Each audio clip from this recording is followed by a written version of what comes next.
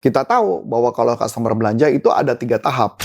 Jadi tahapnya adalah awareness, kemudian kedua ada consideration, dan ketiga adalah decision. Jadi kalau awareness, kita membuat orang sadar dulu. Ada loh Sales University, ada loh pastiprestasi.com gitu loh. Kemudian orang itu masuk dan mereka akan baca copywriting-nya, conversation-nya, dia akan baca. Ketika dia baca, menarik ya, kayaknya bagus deh, ini kayaknya berguna deh buat saya. Consideration, belum beli.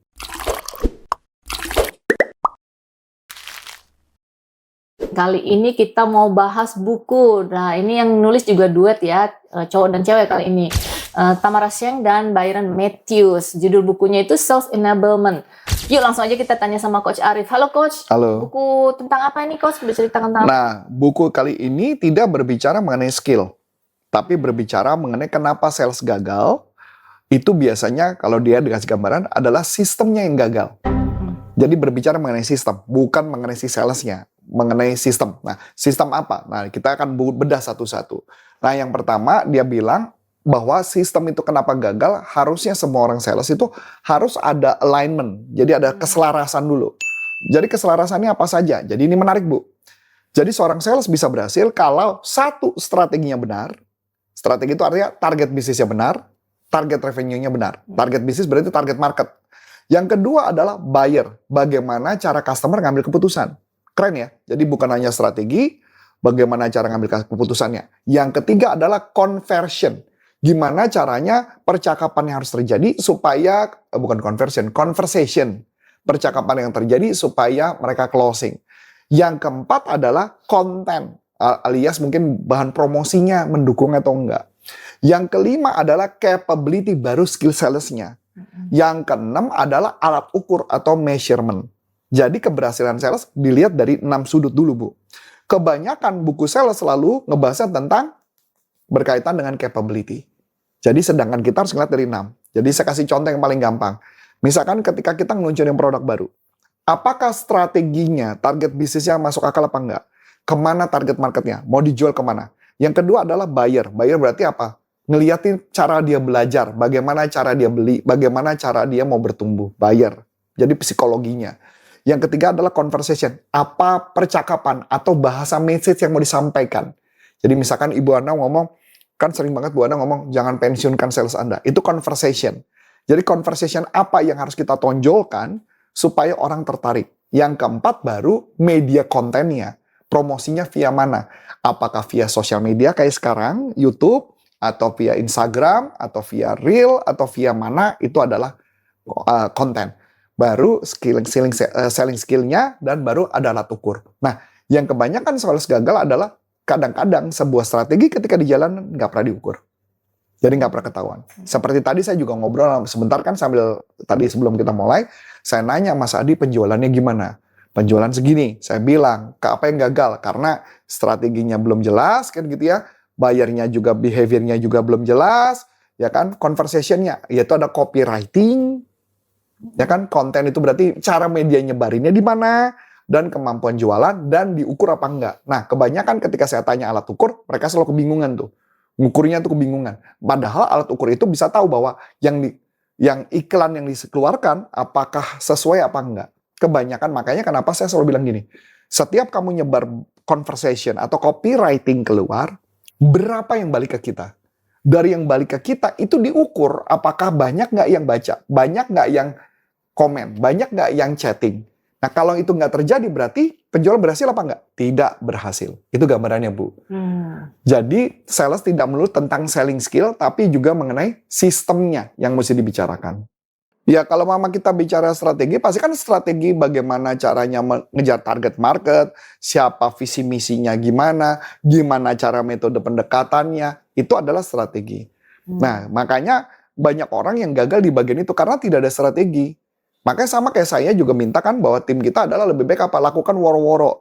Lakukan adalah bikin acara bagaimana meluncing produk baru. Itu adalah strategi. Jangan yang cuman kita jalan aja. Kebanyakan kegagalannya karena jalan aja itu. Makanya kenapa tidak berhasil? Kayak saya ambil contoh. Kenapa kita banyak dapat beberapa customer di corporate, itu dapat dari mana? Karena sosial media kan. Karena sosial media kita ada strateginya, kita pakai strategi 3 pilar, kemudian 2 pilar, pakai strategi 2 pilar, dan strategi 3 pilar untuk corporate-nya, terus kemudian pakai apa yang mau dilakukannya juga, cara bicaranya seperti apa, bayarnya gimana, metodenya seperti apa, kan itu yang dilakukan sama kita. Itu yang disebut namanya strategi. Copywriting-nya seperti apa, itu juga ada yang mesti digambarkan. Kebanyakan gagal karena ininya nggak kebangun dan tidak diukur. Sama kayak landing page-nya gitu ya. Ya itu salah satunya. Landing page itu cuma hanya berkaitan dengan strategi sih Bu. Itu hanya conversation dan medianya saja. Jadi conversation itu copywriting-nya. Kontennya adalah medianya, yaitu adalah landing page. Sedangkan yang dibicara bukan ini, tapi yang dibicarakan strateginya dulu. Oh iya. Strateginya penjualannya bagus apa enggak? Kebanyakan orang gagal di sana gitu Bu. Kalau mama kita udah tahu formulanya ya, tentang customer, bagaimana customer belanja dan sebagainya, kita tahu bahwa kalau customer belanja itu ada 3 tahap. Jadi tahapnya adalah awareness, kemudian kedua ada consideration, dan ketiga adalah decision. Jadi kalau awareness, kita membuat orang sadar dulu. Ada loh Sales University, ada loh pastiprestasi.com gitu loh. Kemudian orang itu masuk dan mereka akan baca copywriting-nya, conversation-nya, dia akan baca. Ketika dia baca, menarik ya, kayaknya bagus deh. Ini kayaknya berguna deh buat saya. Consideration, belum beli. Setelah tahap ketiga, kalau mama kita bilang, ini ada harga promo yang kemudian harga nanti nggak akan dapat lagi. Maka saat itu dia akan decision untuk buy. Nah kayak gitu Bu gambaran. Jadi awareness, consideration, dan decision. Nah di tahap berikutnya adalah bagaimana cara berbicara yang baik, conversation yang baik, supaya orang tertarik. Jadi kita fokus adalah, kita perlu tanya, kenapa sih kamu harus berubah? Kenapa harus berubah? Kenapa sih harus beli?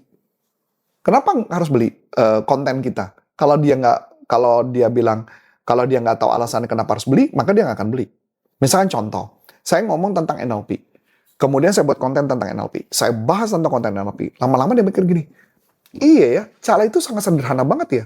Kalau cara sederhana aja saya bisa berhasil, kenapa nggak saya beli aja yang mahal sekalian? Nah itu Bu. Nah di tahap awareness consideration itu yang akan buat efek ketika kita mau buat iklan berikutnya. Begitu juga kalau kita bisa bikin framework, bisa bikin bagaimana ceritanya dari data tersebut, maka orang akan tertarik. Nah, itulah terjadilah percakapan yang terjadi. Kebanyakan orang gagal di situ sih, Bu. Karena dia tidak benar-benar mau fokus bagaimana ngembangin sebuah copywriting yang menarik sehingga orang tertarik menjadi membeli. Nah, yang berikutnya lagi adalah juga kegagalan adalah manajernya. Manajernya tidak melakukan coaching kepada tim, dia tidak melakukan secara konsistensi, hanya sekali-kali doang, maka wajar kalau timnya tidak berhasil. Makanya sales manager juga menjadi engine yang sangat penting ketika dia mau memastikan timnya bisa develop. Jadi kita nggak bisa. Juga ya? Ya, coaching. Dan kalau mama cuma hanya atasannya tidak pernah ngontrol, tidak pernah monitor, maka penjualan tidak akan terjadi. Nah kayak gitu ya. Saya kasih contoh yang paling gampang deh. Maka tadi saya juga nanya, penjualan mau segini. Nih kurang tinggal dikit lagi nih, 3 hari lagi. Nah ini kalau mama saya nggak kasih tahu, saya diemin aja, pasti nggak capai target. Kenapa? Ya karena padahal masih ada waktu 3 hari. Kalau 3 hari buat saya, ini masih panjang nih. 3 hari itu menurut saya, ini adalah waktu yang bagus, bisa penjualannya bisa dapat banyak banget tuh. Nah, pertanyaannya dengan diingetin ini, dia harus mulai berpikir. Harusnya dia nanya, bukan kenapa ya jualan nggak banyak, diganti. Bagaimana caranya ya? Gue dalam waktu singkat, gue bisa jualan bisa banyak ya. Nah itu harusnya tanya gitu. Bukan tanya kenapa, tapi tanya bagaimana. Itu konsepnya. Dan yang terakhir adalah, kita harus mengukur mengenai behavior-nya. Perilaku si salesnya. Apakah perilaku yang dia lakukan, telepon berapa orang, kontak berapa orang, aktivitasnya apa, nyebar kemana, itu akan berdampak ke dalam penjualan secara umumnya. Kurang lebih begitu Bu gambarannya. Ya, berarti ada report juga ya, ada alat ukurnya. Ada alat ukurnya, report. Makanya kenapa juga perlu diukur, semua hal harus perlu diukur. Kebanyakan kegagalan karena tidak pernah diukur, maka wajar kalau mereka tidak pernah berhasil. Itu masuk dalam coaching juga ya Coach? Termasuk dalam coaching, termasuk dalam pengukuran ketika sebagai, bukan hanya coaching sih Bu. Kalau coaching itu kan artinya orang yang stuck buat bertumbuh kan. Ya. Kalau ini diukur artinya monitoring. Memang hasilnya sudah problem. Hasilnya itu perlu diukur. Biar tindakannya kita bisa ubah apa. Kalau tindakannya dia A, dampaknya apa. Seperti contoh sekarang. Mungkin Mas Adi juga masih belum ngeh. Ketika saya curi jualan di pastiprestasi.com. Dia belum ngeh, dia belum bisa memetakan mana tindakan dia yang omsetnya naik, mana tindakan dia yang omsetnya nggak naik. Harusnya dia udah punya data.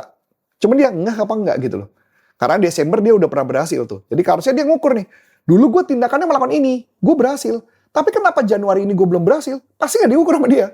Dia nggak ngeliat tuh tindakan dia di bulan Desember kemarin berhasilnya kenapa, di bulan Januari. Padahal Desember kan waktunya lebih pendek, banyak liburnya kan. Jadi semua orang tuh harus ada alat ukurnya, diukur apa tindakan dia yang berhasil dulu, kenapa nggak diulangin. Jadi sebenarnya kayak saya gini Bu, waktu ketika saya berhasil dulu mendapat Top Achiever Award, saya masuk majalah SWA sebagai marketer tua tahun 2006.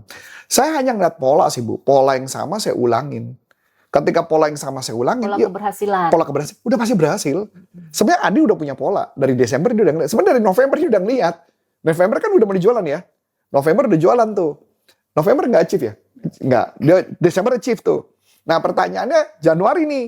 Kan tinggal, dia kan coba aja dia diem dulu sebentar. Daripada ngobrol sama anak-anak yang nggak jelas gitu kan. Mendingan dia diem mikir. Kemarin gue berhasil. Dia apa yang gue lakukan ya? Kan polanya ada.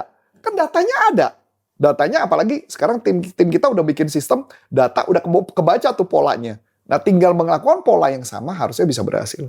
Itu gambarannya. Oke, sahabat sales, berarti untuk mengukur keberhasilan kita tinggal kita lihat aja nih kemarin-kemarin ya apa yang sudah membuat kita tuh berhasil dan activity itu yang kita lakukan berulang. Ya gitu itu kan, bagian behaviornya yang mesti bagian diukur. behaviornya, Tinggal ya. sisanya adalah pikirin di strateginya, bagaimana cara promosinya, bagaimana cara penyebaran dan sebagainya. Ya, makanya behavior itu penting masuk di situ ya.